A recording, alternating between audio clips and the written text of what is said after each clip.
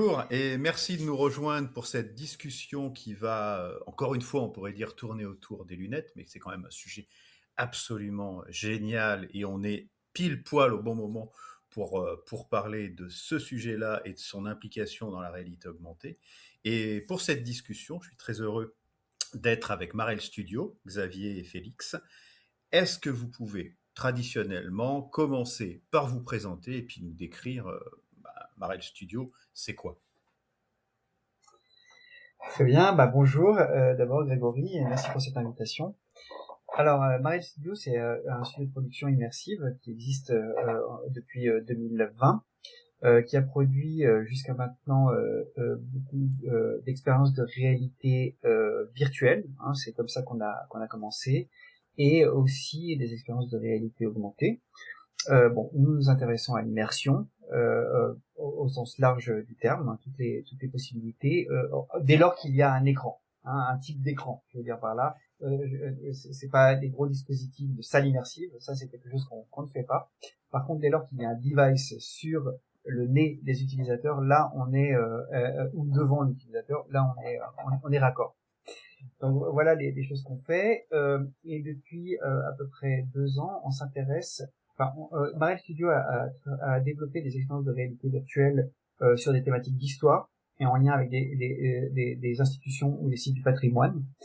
Et du coup, cette veine-là nous a incité à nous intéresser à la réalité mixte, évidemment, par quel type d'application on pourrait proposer in situ qui augmenterait la visite, qui amènerait du récit, hein, dans les lieux d'histoire, dans les sites du patrimoine. Donc en fait, nous on a un focus narratif, hein, et il s'agit de développer en fait des récits immersifs in situ. Alors pour terminer et faire le lien avec les lunettes, en fait, alors deux choses. Première chose, personnellement, en ce qui concerne la réalité mixte, les HoloLens m'ont toujours plus intéressé que les masques avec pass-through type MetaQuest. Pourquoi? Parce que j'ai l'impression d'être plus en lien avec mon environnement, et je trouve que c'est moins, justement, il n'y a pas un écran justement, hein, entre moi et l'extérieur. Mais je vois, disons, hein, le monde réel à travers mes lunettes. Et pour cette raison, quand les lunettes de réalité augmentée ont commencé à pointer leur nez, hein, il y a à peu près un an et demi, on s'y est beaucoup intéressé. Et Félix avait un projet qu'il voulait développer en réalité augmentée. On s'est dit, mais pourquoi pas le faire avec ce type de device. Et alors même si voilà, en tout cas voilà, c'est à partir de là qu'on s'est dit, tiens, si on essayait d'explorer en fait ce qui peut se faire avec ces lunettes dans des thématiques d'histoire en lien avec le patrimoine. Alors, juste avant de rentrer dans le sujet sur le projet et puis ce qu'on a expérimenté sur le système, pourriez nous dire juste tous les deux quel est votre parcours? Alors, bonjour Grégory. Moi, de mon côté, à la base, j'étais ingénieur. J'ai travaillé pendant 10 ans dans l'industrie. J'ai fait une thèse de doctorat sur les éoliennes, plutôt côté modélisation numérique. Ce qui m'a amené à faire de la mécanique des fluides, dans lequel on voit des belles simulations on va dire de mécanique des fluides avec on va dire des flux et des belles couleurs et voilà, mais dans lequel le but est d'améliorer le pourcentage on va dire de 2% une machine. Et je me suis dit après qu'il y avait quelque chose d'aussi très beau à voir là-dedans et que j'avais appris pas mal de choses au niveau du code et de mes intérêts personnels aussi m'ont poussé en fait à changer complètement de voie. Et il y a 4 ans maintenant, à partir du côté de la réalité mixte, parce que je trouvais que ça mélangeait à la fois des capacités de logique, de savoir développer, raisonner, et une partie beaucoup plus où on apprécie ce qu'on voit, et le but c'est pas d'augmenter un pourcentage. Voilà. Et c'est comme ça que j'ai rencontré Xavier sur un projet, donc comme il a expliqué, autour du cimetière du Père-Lachaise. Et à partir de là, j'ai amélioré mes compétences techniques dans le domaine de la réalité augmentée tout en découvrant le milieu. Voilà. De mon côté, moi, à l'origine, je suis journaliste et documentariste pour aller vite. C'est-à-dire, j'étais journaliste presse et j'ai réalisé quelques documentaires, hein, Je me suis formé au documentaire aux ateliers Varan et j'ai fait quelques trucs par la suite. Donc du coup, j'ai commencé, disons, au tournant des années 2010, j'ai commencé à m'intéresser aux narrations interactives. À un moment donné, je me suis focalisé sur ce type de narration. Et donc, je me suis formé au code, alors là pour le coup en JavaScript, pour développer des récits en fait interactifs. Je me suis intéressé aussi aux jeux. J'ai assez rapidement compris que lorsqu'on voulait proposer des récits interactifs, il fallait proposer une expérience, et donc il fallait qu'il y ait des mécaniques d'interaction en fait, hein, des mécaniques qui offrent un pouvoir aux utilisateurs. Hein, donc moi je me suis toujours intéressé à des expériences, encore une fois participatives, interactives. Hein, c'est ça qui structure toutes les choses que j'ai pu faire depuis 15 ans maintenant en fait.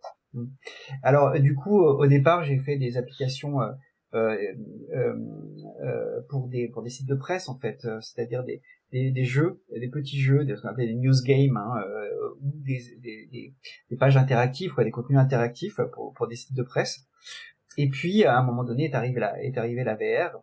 Et en fait, c'est comme si ce média faisait le lien un petit peu entre plusieurs choses, comme si c'était déjà un médium dans lequel on pouvait raconter des histoires et autour de lequel pouvait se structurer une industrie en fait. Hein, et du coup, j'ai basculé là-dedans. Et j'ai travaillé avec plusieurs entreprises, start-up ou sociétés audiovisuelles pour développer des expériences en VR. Et puis, in fine, j'ai créé un Marel Studio pour un peu regrouper toutes les choses que j'avais en cours, en fait, en VR au départ.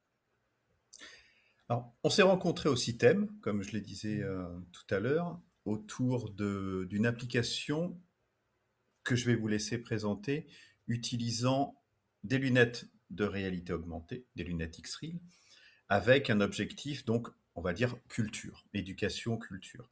Est-ce que vous nous pouvez justement nous présenter cette application et puis nous parler un petit peu de, à la fois sa genèse et pourquoi des lunettes en fait? Vraiment, nous, ce qui nous a amené à nous intéresser à ces lunettes-là et à développer une application pour ces lunettes-là, c'est de nous dire, alors déjà, ça fait un petit moment qu'on est en interaction avec des musées ou des sites euh, auxquels on propose soit des expériences VR, soit des expériences en réalité mixte, sur la base, en s'appuyant sur des dispositifs de type MetaQuest. Voilà. Et en fait, ces dispositifs posent un certain nombre de problèmes. D'une part, ils sont assez lourds, ils sont invasifs. Bon, moi j'ai présenté des expériences en VR avec du public qui passe, etc. Bon, ça va, ça se passe bien, ça s'est bien passé. Mais c'est quand même un dispositif assez lourd. Et dès lors que tu veux imaginer, par exemple, une visite dans un lieu, en particulier en été, qui est quand même un moment où les flux touristiques augmentent considérablement. En gros, pour une institution de type, je sais pas, un château ou un site du patrimoine, pratiquement l'été, les 4 mois, disons, d'été, entre juin et septembre, c'est la moitié des visiteurs. D'accord. Voilà, se balader avec un MetaQuest, par exemple, dans un château, ou porter une demi-heure un MetaQuest dans un château pendant l'été, il faut voir dans quel état on récupère les masques et dans quel état on est soi-même. Ouais. Voilà, il y a beaucoup de transpiration, etc. Bon. Donc du coup, on a bien vu qu'il y avait une demande et une place pour des dispositifs plus légers. Des dispositifs et surtout qui permettraient aux gens de se promener et d'avoir une visite en continu avec un device qui augmente la visite. Donc en fait c'est vraiment une logique d'usage qui nous a amené à considérer que ce type de dispositif pouvait être bien plus indiqué pour un certain type de contenu immersif dans des lieux culturels. Alors là, c'est la justification, on va dire du matériel. Donc, l'application que vous avez fait pour le musée de la SAP, c'est Mm-hmm. ce sujet-là. Comment vous l'avez pensé? Alors, nous, on s'est dit, euh, euh, alors, notre point de départ pour la réalité mixte, hein, ce qui est un peu plus narratif, c'est de se dire, voilà, il y a des lieux qui sont des décors naturels, hein, qui sont des lieux extraordinaires. On pense à un château, un jardin, un site historique, enfin, un bâtiment, je sais pas moi, du 16e ou même du 12e ou du 13e. Bon, ça fournit un décor naturel à des expériences qui est assez extraordinaire. Or, on constate que ces lieux-là, tels qu'ils sont exposés au public ou présentés au public euh, le plus souvent, ce sont des lieux assez vides en fait, qui ont beaucoup de mal à raconter leur histoire. Donc notre point de départ, c'était de dire injectons des histoires dans ces lieux-là, hein, et proposons de développer des narrations. Donc en gros, l'idée, c'est qu'on a le décor naturel et nous amenons les personnages et nous amenons des récits. Bon. Ça c'est notre première proposition. Mais ensuite on s'est dit élargissons un peu. Il y a non seulement des lieux vides, mais plus généralement les lieux et les sites d'histoire ou les musées d'histoire ont du mal à raconter l'histoire de leur objet, ont du mal à créer du récit. En gros, on a des collections d'objets, mais quelle est leur histoire? Comment embarquer je vais prendre un exemple, par exemple, imaginons, regardons par exemple le musée du Carnavalet à Paris. Le musée du Carnavalet, c'est une ambition extraordinaire. C'est de raconter en gros 2000 ans, voire même 3000 ans d'histoire de Paris, hein, puisque ça commence à l'Antiquité et ça se finit à l'époque contemporaine. Hein, et on passe évidemment par des étapes cruciales de l'histoire de France et de l'histoire du Paris, qui sont par exemple la transition entre l'Ancien Régime et la Révolution, hein, qui est vraiment cruciale pour Paris en fait. Hein. C'est l'histoire de la Révolution, etc. Bon, eh bien en fait, on se retrouve face à un musée qui présente de nombreux documents, de nombreux objets, mais en fait, il peine à raconter cette histoire. Et alors, donc du coup, le fait d'amener des personnages, d'amener du récit autour de ça, quelque chose qui lie en fait les différents objets entre eux, apparaît comme quelque chose voilà d'intéressant. Alors du coup, on est allé un petit peu plus loin en se disant, essayons de partir des objets, pas seulement des lieux, mais des objets. Hein, et du coup, ça nous a amené à ce slogan en fait, et l'objet devient récit. Oui. Hein, donc en gros, notre idée, c'était de montrer que, au-delà même de l'idée de faire apparaître des personnages dans un lieu, on pouvait aussi amener du récit autour des objets, hein, et faire en sorte que ces objets racontent leur histoire en les incarnant d'une certaine manière par des documents, des documents audiovisuels de l'histoire des personnages, en fait. Et je vais faire juste une petite parenthèse, une petite référence. Il y a un documentaire classique, un documentaire français qui qui a été co-réalisé par deux cinéastes français éminents, qui sont Chris Marker et Alain Resnais, hein, et c'est un documentaire qui s'appelle Des statues meurent aussi, et qui raconte comment en fait les objets issus du monde africain, issus de la colonisation, comment en fait ils sont déplacés et arrachés à des flux de vie, dans lesquels ils s'inscrivent pour devenir des objets inertes dans des lieux d'exposition, d'où le titre Des statues meurent aussi. Et du coup, en fait, d'une certaine manière, notre proposition avec ces lunettes connectées et cette application, c'était de prendre ce dispositif à revers, en fait, c'est-à-dire de partir de l'objet et de leur redonner vie, en montrant comment ils pouvaient s'inscrire dans des pratiques humaines, dans des pratiques, dans des flux de vie, tout simplement. Et alors, du coup, l'exemple de la SAP est intéressant à ce titre-là, parce que la SAP, c'est de la pure culture, en fait, la pure pratique sociale, la pure pratique culturelle, qui pourtant s'appuie aussi sur des objets qui peuvent être iconiques, que ça soit des chaussures comme des Weston, que ça soit des objets qui sont emblématiques de la colonisation, comme le casque colonial, ou là on a présenté la pipe, etc., etc. Et donc c'est à partir de ces objets de créer un personnage et de montrer comment ces objets prenaient vie dans des pratiques humaines. Alors, c'est intéressant parce que tu nous expliques en fait que le lieu se conjugue à l'objet, l'objet vit dans le lieu, et pour faire vivre tout ça au spectateur, l'idéal est d'avoir en gros du matériel qui soit le moins invasif possible. d'où les lunettes qui sont finalement assez intéressantes. Donc on voit bien l'utilisation et le pourquoi de l'utilisation. Ce que j'aimerais aussi vous demander, c'est quelles sont les contraintes à l'utilisation. On revient sur les lunettes, hein. De votre point de vue, vous avez testé, j'imagine, pas mal de choses. Euh, Est-ce qu'il y a des contraintes techniques, technologiques, d'usage? Comment vous voyez ces différentes contraintes pour adapter cet appareil à l'usage que vous envisagez? On peut peut-être, on va dire, passer par comparaison avec le matériel existant des casques de réalité virtuelle, par exemple, dans lequel la contrainte première qu'on va avoir, c'est le champ de vision qui a été restreint jusqu'à aujourd'hui à peu près 54 degrés de field of view, là. Et alors que les casques de réalité virtuelle, c'est quasiment le double, voire plus. Et donc ça, c'est une contrainte de mise en scène qu'on a récupéré dès le début par rapport à l'expérience et qu'on s'est dit on peut pas montrer des choses qui sont trop grandes, trop près, ou alors il faut vraiment que c'est un intérêt spécifique. Donc le prototype qu'on a développé pour le système, on savait qu'on le faisait pour le système et donc qu'il fallait montrer des choses dans un cadre qui était assez restreint avec des gens qui allaient passer et des gens qui pouvaient pas forcément se déplacer.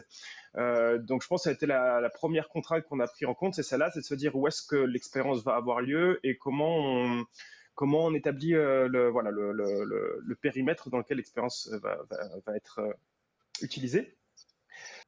Donc à partir de là, on a plutôt choisi de faire des sets de petite taille pour que, en fonction du point de l'utilisateur, ça puisse rentrer dans le cadre. À part une scène où on veut voir l'utilisateur de plein pied, mais ça c'était aussi une manière de montrer qu'on pouvait aussi montrer des choses plus grandes. Mais on va 90% des gens qui ont fait l'expérience quasiment nous ont toujours demandé c'est dommage le personnage à la fin il est un peu on le voit qu'à moitié et on aurait aimé dire mais oui mais on aurait pu choisir une mise en scène dans laquelle on fait apparaître de plus loin mais là dans le cadre précis c'était impossible. Mais donc c'est vraiment je pense d'inclure au moment de la mise en scène on réfléchit bien aux contraintes techniques et comment on va adapter ça. Voilà. Et après, les autres contraintes qui sont assez régulières, je pense, en réalité mixte, c'est comment on met en place des déclencheurs, c'est-à-dire comment le déroulé de la narration va se faire.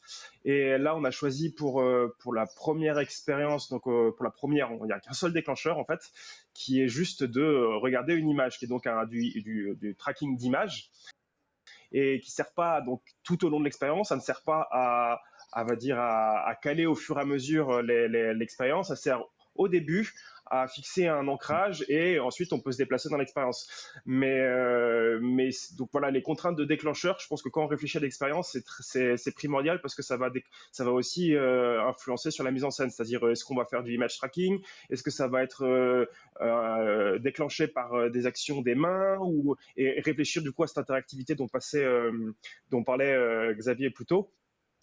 Pour essayer d'avoir quelque chose qui semble le plus fluide et s'inscrire naturellement, quoi. Et ne pas avoir à se dire il faut que je fasse quelque chose pour voilà. Voilà, c'est ça les contraintes techniques. Voilà, Oui, on peut rajouter qu'il y a sans doute encore plus à faire dans le domaine des capacités de calcul de ces lunettes-là. Et je pense que c'est voué à s'améliorer. Mais évidemment, déjà en VR, on est obligé d'optimiser énormément les assets 3D. C'est d'autant plus vrai avec des lunettes XR qui reposent sur un calculateur qui est dans une espèce de petit téléphone, un boîtier. Hein, et du coup, on voit voilà, il va y avoir en ce moment en tout cas, à voir dans les modèles qui arrivent là. Mais à ce stade, c'est un petit peu limité les assets qu'on peut déployer.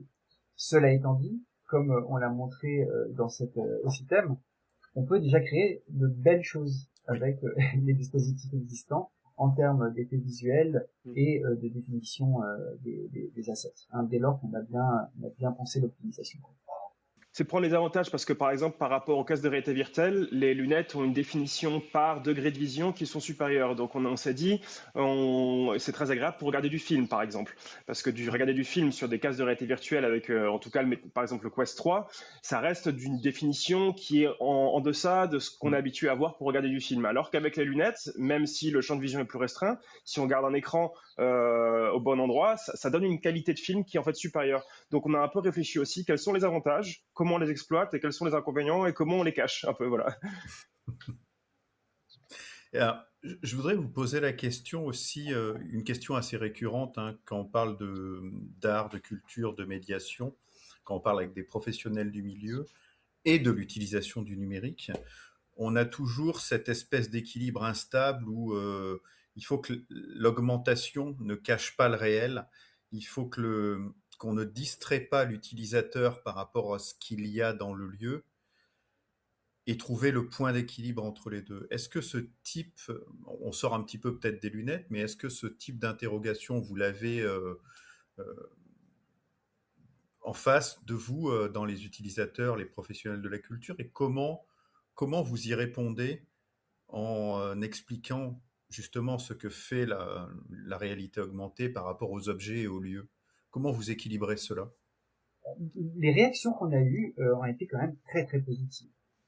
De la part de nombreux professionnels des institutions muséales et des sites du patrimoine, ils ont quand même été très emballés par le dispositif.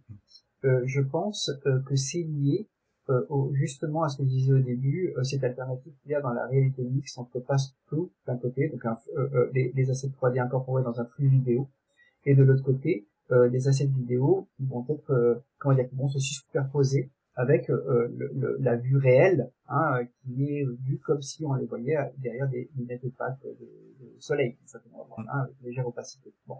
Alors du coup, je pense que le modèle des lunettes et XR, en fait, des lunettes de réalité augmentée, justement, elles coupent moins l'utilisateur de l'espace réel. Hein, il est beaucoup plus en lien avec ça parce que voilà, il a l'impression tout simplement d'avoir des lunettes de soleil sur la tête, hein, et voilà, il y a quelque chose qui se rajoute. Hein, et de fait, nous justement, c'est aussi pour ça qu'on a axé notre présentation autour de la relation à des objets, hein, puisque pour le coup, il y a une fluidité en fait, hein, entre les objets et les textures et les personnages 3D, les animations 3D qu'on peut rajouter. Hein, donc du coup, il nous semble que justement ces dispositifs répondent à cette inquiétude-là. Hein, c'est le fait que, voilà, en gros, vraiment, ça a été quelque chose qui a beaucoup séduit. Maintenant, il faut voir où ça va aller, jusqu'où va aller l'intérêt des professionnels. Mais l'idée, hein, de mettre, par exemple, à l'accueil une paire de lunettes, de partir avec, hein, dans un espace d'exposition, apparaît comme une proposition justement qui permet d'enrichir la visite plutôt que de concurrencer la visite. Ça a vraiment été perçu comme ça. C'est intéressant parce que donc dans l'évolution des professionnels, dans l'évolution de la compréhension des professionnels que vous avez eu, finalement ce dispositif-là était très semblable à un audio guide qui donc ne se met pas entre la personne et l'objet, vient juste compléter des choses, et c'est presque une évolution naturelle. Vous avez senti alors comment je peux dire, cette idée que finalement, pour eux, c'est une sorte d'évolution de l'audio guide et pas un énième machin numérique, comme on l'a entendu dire, qui est moins compréhensible ou qui est moins dans leur réalité quotidienne, je ne sais pas comment dire. Ouais, alors peut-être que je te laisse parler de ça, mais je voulais juste rebondir sur à quoi ça me fait penser, c'est que la semaine dernière, on a rencontré une personne qui est donc une acteur du milieu, enfin, qui gère deux lieux culturels différents. Et, euh, et, euh, et on lui a donc montré les lunettes. Et pour l'un de ces deux musées, ça semblait tout à fait cohérent dans sa tête, c'est-à-dire qu'on ne savait pas trop à quoi s'attendre, et ça semblait contre un dispositif qui pouvait très bien s'inclure en tant que, c'est ça, visio guide, c'est-à-dire audio guide augmenté, amélioré. Par contre, pour le deuxième lieu, c'est dit non, pas du tout, parce que c'est un lieu qui a déjà une forme de richesse par d'autres moyens, et voilà. Donc je pense que c'est pas de se dire ça va être partout, mais je pense que les acteurs des milieux culturels se rendent compte qu'il y a des endroits pour lesquels c'est parfaitement adapté et d'autres où ça l'est pas. Et l'idée, c'est quand même de réfléchir de manière intelligente, avec sensibilité, sur les endroits qui seraient les plus à même de recevoir ce genre de dispositif, et pour d'autres non, quoi. Et c'est peut-être, c'est pas de se dire que ça doit être là partout, mais c'est que ça, pour certains cas, et on espère assez nombreux, c'est vraiment très adapté parce que ça permet justement de faire exactement tout ce que dit Xavier, de faire parler l'objet, et voilà. Ouais, alors moi je pense que alors, effectivement je vais rebondir sur cette histoire de VisioBit, d'accord. Alors effectivement notre proposition, je vais peut-être résumer parce qu'on l'a pas fait jusqu'ici quand même, rappeler ce qu'on a présenté au système quand même. Donc nous avons présenté une expérience de 3 minutes dans laquelle l'utilisateur se trouve face à comme un présentoir, comme un présentoir de musée sur lequel il y a des objets. En revêtant des lunettes et en fixant une affiche qui se trouve sur le même présentoir, alors ils font apparaître un personnage qui va leur raconter l'histoire de ces objets, et va d'une certaine manière évoquer. Alors ces objets sont liés à la sape congolaise, qui est une tendance de la mode africaine ou des pratiques vestimentaires africaines qui consiste à détourner des objets de la haute couture européenne et particulièrement française, pour en la détournant par le coloris, et par la combinaison entre les objets et avec entre les articles et avec des objets, n'est-ce pas? Ça c'est la sape congolaise. Et donc évidemment les objets sont essentiels dans cette pratique-là. C'est des objets qui les enracinent, disons, la pratique de la sape, qui est une pratique contemporaine dans son passé, qui est l'histoire coloniale. Et en fait, la sape est une manière de jouer en fait avec cette histoire à travers les pratiques du vêtement. Et donc en fait, ce qu'on présente, c'est un personnage qui est un personnage de sapeur, qui va se balader de scène en scène pour raconter l'histoire de la sape jusqu'au moment où l'inscrire dans le quotidien de l'utilisateur, puisque la scène se termine, la petite expérience se termine à Paris, où l'utilisateur se dirige vers la boutique Weston pour aller chercher une paire. Donc voilà ce que nous avons présenté. Mais dans la manière de présenter notre dispositif, nous avons pas seulement voulu présenter une expérience, nous avons voulu présenter une solution de médiation, autrement dit un produit, et un produit qui effectivement est pensé en termes de logistique de la même manière qu'un audioguide, en équivalence avec l'audioguide. C'est-à-dire qu'en gros l'utilisateur il arrive à l'accueil d'une institution agriculturelle et il se voit délivrer une petite pochette, dans laquelle se trouve un petit support technique, et ce petit support technique est connecté par un câble non pas à des écouteurs comme dans le cas de l'audioguide, mais à des lunettes, lesquelles lui transmettent des contenus sonores, mais aussi des contenus audiovisuels, des contenus en 3D au cours de sa visite. Voilà. Et donc effectivement, ce que nous avons présenté, c'est que pour nous, effectivement, nous avons mis en équivalence en fait cette solution-là avec la légèreté des audioguides, sachant que alors l'audioguide a été beaucoup adopté au cours des dernières années. Il est en voie de renouvellement, comme vous le savez, par des dispositifs qui sont le moins immersifs possible, et moins invasifs possible, je veux dire. On revêt un casque et en fait, grâce à des encres, ou des sortes de marqueurs en fait dans l'espace, de nouveaux contenus pour se charger, etc., etc. Bon, donc on sent un besoin de dépassement de l'audioguide, y compris même dans la stricte dimension du son. Et en fait, le VisioGuide que nous proposons propose une autre voie de dépassement, évidemment, mais avec la même logistique, et les mêmes fonctionnalités. Autrement dit, je n'ai pas besoin de médiation. Ça, c'est quand même très important à dire. Contrairement à une expérience VR où dans un milieu culturel, on a besoin d'un médiateur qui va s'occuper de remettre les casques, de vérifier que tout va bien. Là, l'utilisateur peut partir dès l'accueil avec son dispositif, et à certains moments l'utiliser ou le revêtir pendant toute la durée de la visite, et le remettre à la fin, au moment de quitter l'institution. J'aimerais bien avoir votre avis aussi sur un autre point. Quand on va vers un visio-guide, ce qui est intéressant, c'est visio, justement. C'est-à-dire qu'on va faire apparaître des choses dans le champ de vision de l'utilisateur. Et forcément, quand on parle d'un musée ou d'un lieu de patrimoine, on va se dire ça va nous donner énormément de possibilités pour faire apparaître des choses qui ne sont pas là. Tu l'as dit à un moment, un château, c'était comment il y a 2 siècles, je ne sais pas, le musée de la Sape, qu'est-ce que les 3 paires de Weston les plus utilisées, ils ne sont pas dans le musée, mais on peut les faire apparaître.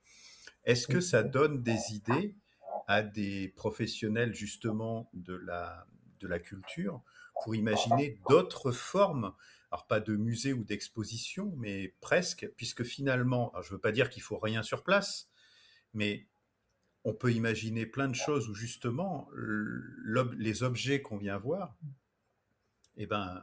on peut les démultiplier, on peut faire voir ce qui est pas là, on peut faire voir ce qui est dans les réserves ou ce qui n'existe plus. Est-ce que cette idée d'amener de la réalité augmentée comme visio-guide donne ce genre d'idée et vers quoi ça pourrait aller, selon vous? Moi, je pense que c'est une des réactions qu'on a eues. Hein. En fait, l'idée d'un musée de la SAT qui n'existe pas, ça a été considéré comme un truc vraiment incroyable. C'est-à-dire, on va dans un lieu et dans ce lieu va se déployer un univers entier, quoi. À travers effectivement une application de réalité augmentée où on peut faire apparaître toute une série d'éléments qui relèvent du monde matériel, hein, qui sont l'écran de télévision, qui sont l'objet, qui sont évidemment des personnages, qui sont, comme tu l'as dit, des objets qui ne sont pas présentés, etc., etc. Alors, effectivement, je pense que clairement, ça donne des idées. Alors, de la part des réactions qu'on a pu avoir des institutions, je crois que c'était vraiment l'idée d'augmenter plutôt leur collection, voilà, leur lieu. Hein, c'est plutôt dans ce sens-là que la chose a été prise. On a eu alors avec une nuance peut-être, il y a un musée de la chanson qui nous a contactés, et avec lesquels nous sommes en contact. Hein, de leur côté, on sent bien que ce dont il s'agit, c'est de passer finalement de l'archive, hein, à comment dire, immerger les gens dans voilà des performances en fait, des performances visuelles qui prendraient place autour de l'utilisateur et qui viendraient effectivement alors se substituer probablement ou compléter en tout cas des supports audiovisuels classiques, quoi. Hein, et donc en fait on sent bien que l'idée c'est de faire vivre la chanson d'une manière que le musée actuel ne permet pas. Outre les institutions, par exemple au CITEM, on a été en contact avec beaucoup de muséographes qui donc réfléchit plutôt à inscrire les lunettes et le dispositif dans tout ce qui est à on va dire à leur disposition pour concevoir une exposition. Et à ce moment-là, on peut imaginer donc de la muséographie qui inclut les lunettes, mais qui inclut la muséographie traditionnelle et de jouer entre les deux. Mais du coup, je rejoins un peu Xavier sur le fait que c'est pas forcément de remplacer des collections d'objets qu'on viendrait voir, mais quand même malgré tout de les améliorer, quoi. D'accord. De les augmenter. Je vais terminer par une question que j'aime bien poser et qui est aussi liée aux limitations justement qu'on peut avoir dans l'utilisation de ces technologies. Aujourd'hui, imaginez, vous avez une baguette magique qui vous permet de supprimer une limitation. Il faut choisir hein, une seule. Qu'est-ce que vous feriez avec cette baguette magique? Parce que je ferais une occlusion parfaite. Si l'occlusion marchait parfaitement en réalité augmentée, c'est très technique, mais je trouve que ce serait quand même un grand point de gagné.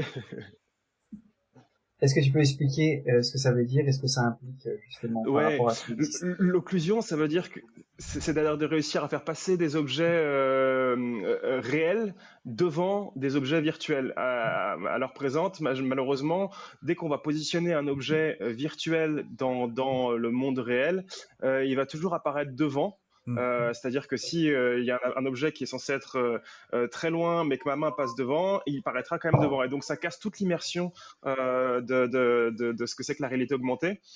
Et ça implique du coup des contraintes de mise en scène énormes. Alors évidemment, ça fait partie des contraintes avec lesquelles on peut jouer aujourd'hui. Oui.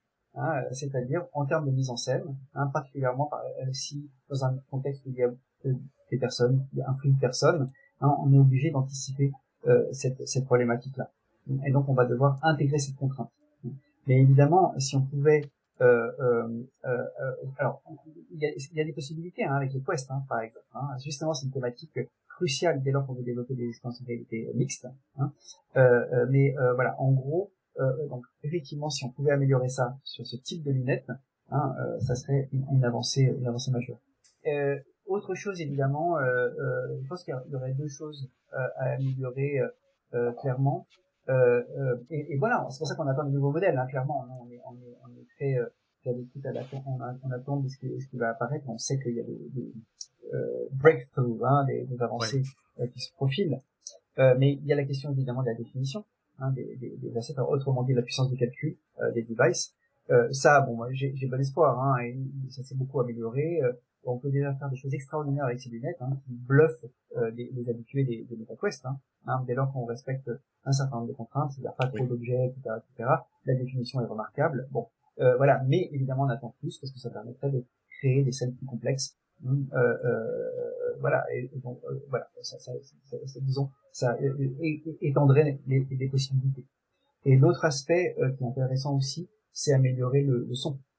Là aujourd'hui, évidemment, comme les masques standalone, en fait, il y a les petites baffes, en fait, les petits bref, des amplificateurs, voilà, des haut-parleurs, voilà, c'est ce que je cherchais, les haut-parleurs qui sont dans les branches des lunettes. Je pense que dans un univers silencieux, ils suffisent.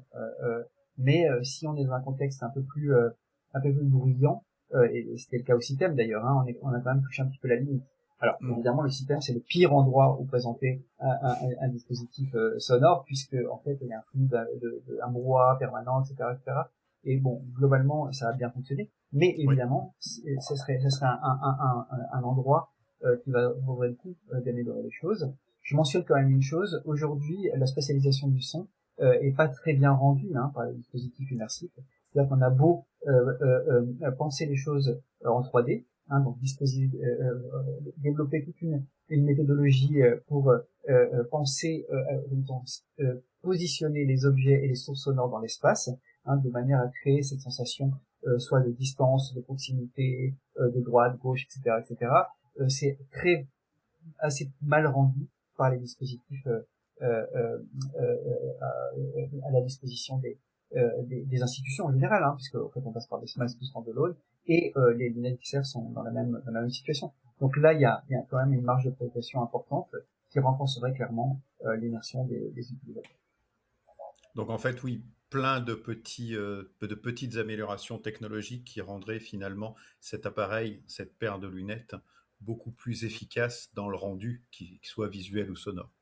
Bon bah écoute, on va peut-être le voir arriver dans les prochains mois, puisque de nombreux constructeurs s'excitent pour nous sortir des paires de lunettes.